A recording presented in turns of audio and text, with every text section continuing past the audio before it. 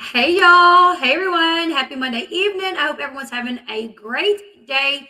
So this is like my second video on this channel covering true crime, and that's what this channel will become. So quick announcement before we get into it. I know this channel was once my reality TV celebrity news and gossip channel, but moving forward, it will be the true crime channel where we cover all things true crime.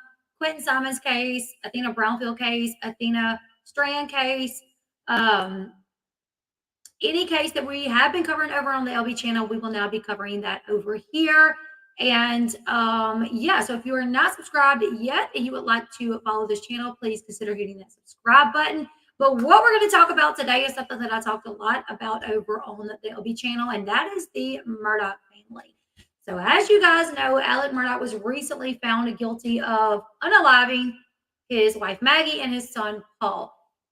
Sometime like either right at the tail end of the trial or immediately after the trial, sometime during that time, Moselle estate was sold, and I think they sold it. I think it's for $2.8 million is what I think they sold it for. Um, Now, after that, all of the contents inside the house, the couch, the recliner, the pillows, everything in that house then went up for sale at a auction on March 23rd out in Georgia. And you guys, some of the things that went up for auction were really wild because it was those turtle shell lamps. We'll look at it. But we're going to be going over the things that were sold, how much someone paid for them, but what we're mainly going to be talking about is a visor that a young lady by the name of Shelby purchased for $25. After she got it back home, she just really felt like it just did not belong with her and that it wasn't with its rightful owner. So she reached out to the Murdaugh family attorney and asked Mr. Jim Griffin if she could give this visor to Buster Murdaugh because it actually belonged to Paul. And the last video that was ever taken of Paul was at his dad Alex's birthday party. There is a video that was actually played in court where Paul walks out of the door and Alec is standing there and all the family's there. And Paul has this sheet cake with the candles on it, and they're all singing happy birthday. And Paul has that visor on his head, and they sing happy birthday to Alec. He blows the candles out. This was just days before Alec would go on to unalive his wife and Paul. So this was the hat that he wore in that video that Shelby purchased at the auction for $25, and she ended up giving it to Buster. She purchased several things. She spent that day $550 on Murdaugh property. She bought the visor, she bought some Christmas ornaments, and she bought a end table that was full of lottery tickets that were already scratched off. I don't. They were like in a Ziploc bag, and it was just like a Ziploc bag full of them. I don't know if somebody just hadn't taken the time to double check to see if they were winners or not. But either way, a bunch of lottery tickets, and then bullets and koozies that belonged to family or friends that had their names like monogrammed on the koozie, which is a big thing here in the South. Koozies are a thing, and if you can have your name monogrammed on the koozie, even cooler. So let's get into this discussion really quickly, you guys. Too bad they pulled those ugly pillows. Well, you know who got those ugly pillows? Randy's wife. Randy's wife showed up at the auction warehouse like the morning of or the day before and got the monogram pillows. Sure did. So let's look over at the Daily Mail.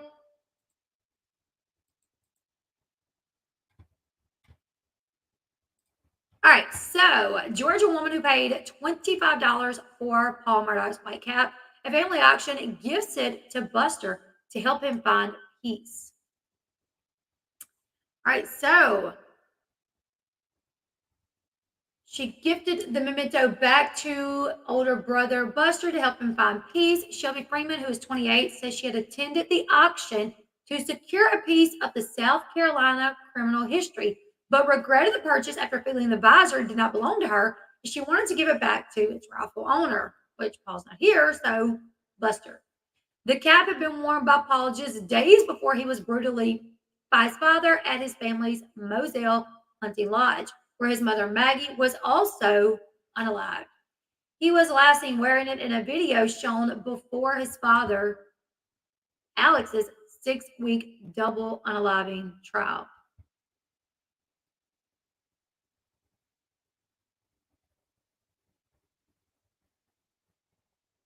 Randy is Cherry Girl from the chat asked who is Randy. So Randy is Alec Murdaugh's brother.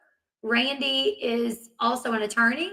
So either that morning or the day before, Randy's wife showed up to get some of the items as she got the pillows. All right, so Shelby told the Daily Mail that she has spent under $550 on the Christmas ornaments, a nightstand which contained bullets, lottery tickets, and beer koozies labeled with family and friends' name. I wonder if those were like koozies that their family and friends had like forgot there, so they just like put them up. Or I wonder if these were koozies that they made for them and just hadn't like passed out yet. I have not seen where Cousin Eddie got out of jail. No, I didn't. Wow, I need to look for that. Okay.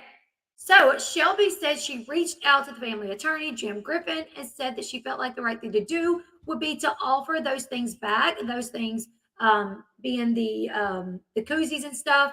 They did not respond about the koozies. So, like I said, lottery tickets, bullets, beer koozies with family and friends' names on it.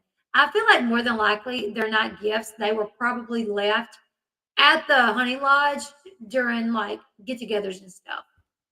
So she said she reached out to Jim, said it felt like the right thing to do would be to offer the koozies back as well as the hat. She added that she hoped Buster is able to find some peace. Oh wow. Yes, ma'am. He did. The same judge let him out because he helped the prosecution, is what my husband just told me to tell you. Wow, I did not know that. Thank you for throwing that tidbit out there, all. Did not know that at all. All. So here's the auction. Thousands of people showed up on March 23rd at the Georgia auction house when they were auctioning off the Murdaugh family's property. I mean, I feel like that's a lot of people. I don't know. And I love his shirt that says Old Lives Matter. Old Lives Matter. All right, so Shelby says she felt particularly compelled to get back the white visor she had bought at the auction after realizing that it was worn by Paul in footage that was played from Alec Murdaugh's unaliving trial, but it was of the birthday party. So the jury saw a video of Paul wearing the visor while he carried, like I said, that birthday cake out to his dad at their beach house in Edisto. It was taken in 2021, just days before Alec unalived his wife Maggie and his son Paul. I was about to say that backwards.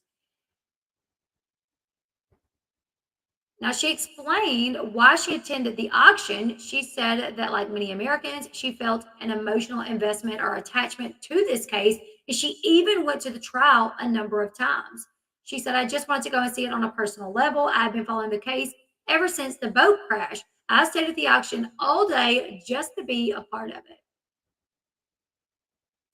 Wow. She also said Buster and her were similar in age, and at the trial, he seemed very nervous, and that people really can't imagine what he's going through. She also talked about how people have been really vicious to him, and she feels like those people really don't have an understanding of the position that he's in because at the end of the day, his mom is his mom and his brother is his brother, and the fact that he has lost them, that's a huge deal, you know? So she says she spent just under $550 in the auction and only began bidding after getting caught up in it when some nice quality possessions were going cheap. So, alongside several Christmas ornaments and serving platters, she also bought a nightstand, which was believed to be either Alec or Paul's. She was surprised to find that it still had things in it, which is, I mean, the camera with photos. Like, was nobody looking at these things? I mean, I would check the couch if I was the guy that bought the couch. Like, I would be like sticking my hands in there to see what you could find. You might just find the unaliving weapon. You know what I'm saying? Like, I mean, the camera full of pictures. nightstands with everything in them. It's like nobody cleaned these things out. They don't do that. Either way, she said that after bringing her haul home, she admitted to her husband, "This doesn't belong here, and I don't feel like the right owner." It was maybe some guilt, but more just a feeling that it needed to be in its rightful place. I know, might find some Benjamins. You know what I'm saying? Like, I'd be digging everywhere.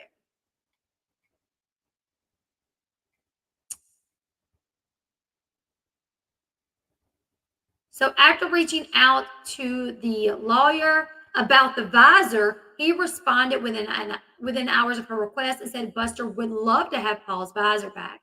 It's really sweet. She said she thought the worst case is she spent $550 to bring Buster some part of joy. And she maintained that she felt sorry for him after watching him go through the trial.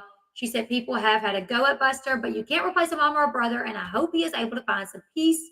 People online are, going after him, speculating, but he hasn't done anything wrong. And like I said, every time I do a video about the situation where I talk about maybe feeling some empathy towards Buster, people's like, but remember, he had something to do with X, Y, and Z with Stephen Smith. But now it's coming out that the police are really honing in on two people, and neither are Buster. So could it be that maybe Buster had nothing to do with it?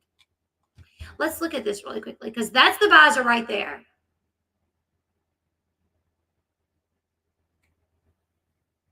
That's the visor. There was a video that they played at the trial, but there it is right there. So here's pictures. Here's still shots from the video. There's Paul right there, holding the cake.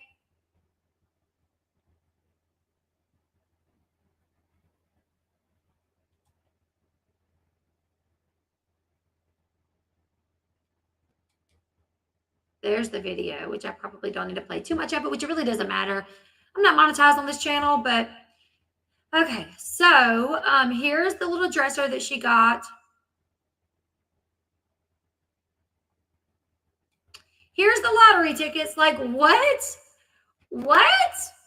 What is that with the lottery tickets? Do you guys keep lottery tickets? I mean, sometimes if I don't have time to check them at that moment, I like throw them in a drawer, but then I come back and check them and throw them away. I mean, they have like a stack of them. Wouldn't it be crazy if one of those like was a winner of like a couple $100? She could at least get some of her money back. And here are the Christmas ornaments. And I'm confused about the Christmas ornaments. Are they little like tree decorations or are they big things that you stick on your wall? I have no idea how big these are. Like this or like this. I don't know. I have no idea. All right, so the visor was purchased for $25. This was held on March 23rd. Thousands of people flocked in to watch the items go up for sale. Scenes from inside the warehouse where the auction was held showed rows of possessions laid out across long tables as prospective bidders sorted through the items that once was over at Moselle. The auction came almost a year after the 1,700-acre mansion where the Murdaughs lived was listed for $3.9 million. And then it ended up selling for $2.6 million. So wow, they took a big cut from that. Proceeds of the sale reportedly are going towards Alec Murdaugh's outstanding legal fees, Palmetto State Bank, and the Buster Murdaugh, as well as the victims of the boat crash. The new owners are James Eyre and Jeffrey Godley, which I don't know who put their names out, but I wish they wouldn't have unless they came out publicly to talk about this because I've been seeing their names everywhere when you talk about the sale of the house. And I'm just like, are they okay with their names being out there? Or did someone like pull who bought the house and put it out there? Which I did hear that at first, the people were buying the house under an alias. So maybe this is an alias. I don't know. Prospective buyers sifted through a variety of former possessions from inside the auction room where long tables were filled with deer antlers, mounted turtle shells, decorative plate, figurines from a Christmas nativity scene. Jeez.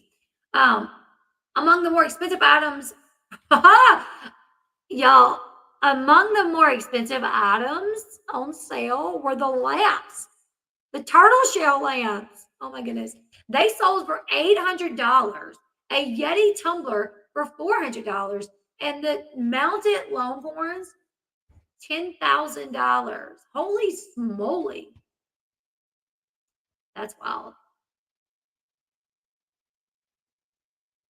Shine used to have a bow just like that. All right, so there was a animal trap, which went for $500, followed by a pair of rocking chairs for $850, a couch. Obviously, we talked about the couch, $30K. Jeez Louise, $30K for a couch. Oh my goodness. Camouflage shirts, numerous pairs of hunting boots, a hat bearing a South Carolina Highway Patrol baseball cap, boxes of shells, boxes of unused bullets, hunting crossbow, rifle scopes, and what appeared to be a case for a rifle or shotgun. After purchasing a bike owned by Maggie Murdaugh, Eric Craig told the Daily Mail he was planning to put the bike up on display in a storefront because it will serve its purpose best where people can look at it instead of it going to somebody's backyard. I agree. He paid over $3,000 for a variety of items from the Murdaugh auction, including an American flag, some of Alec Murdaugh's monogram glasses, and one of Paul Murdaugh's wallets. There's Maggie's bike.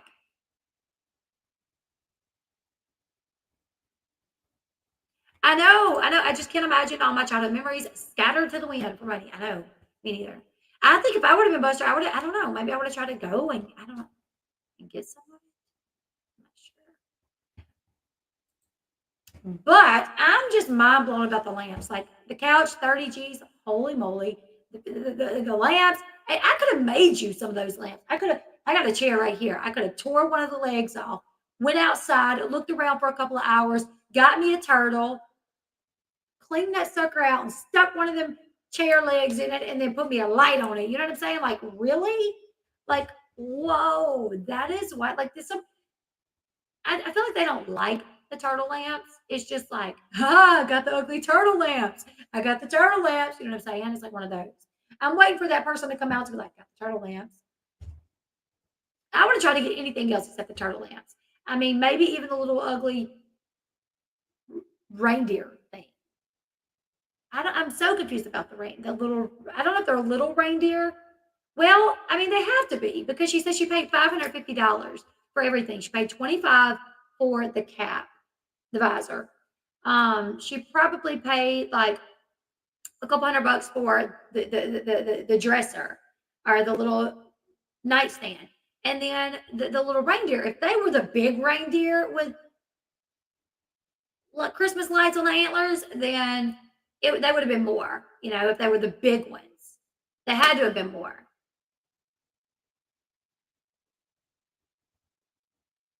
Not the turtles. I know, right? Not the turtles.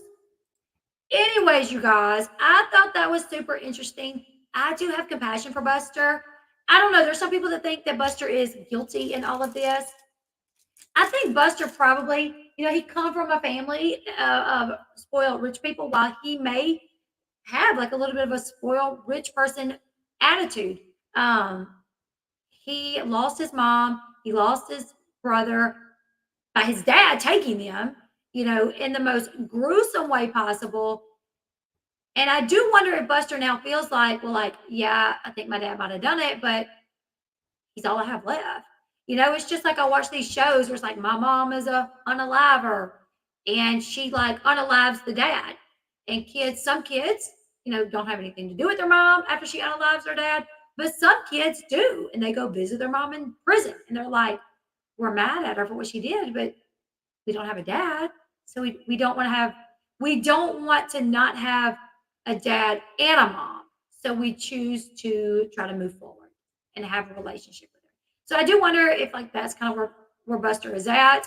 But either way, I do think that this has been super tough on Buster, and I don't know. I have a lot of pity for him. So, anyways, you guys, I think it's cool that she gave the hat to him. Like y'all said, how your childhood memories scattered about for money. Got to be difficult, but I wanted to talk to you guys about it. She gave Paul's visor to Buster. Curious about those koozies. Are the rightful owners going to stand up and be like, hey, I want my koozie back? You guys have your thoughts in the comment section below. Make sure you give this video a huge thumbs up. Leave me all your thoughts about everything, whether they reindeer or regular buck with decorative antlers. I think they were reindeer. I don't know. I don't know. Anyways, you guys, give this video a huge thumbs up. Please consider subscribing to the channel if you haven't yet. And I will see you guys in the next one. Goodbye, everyone.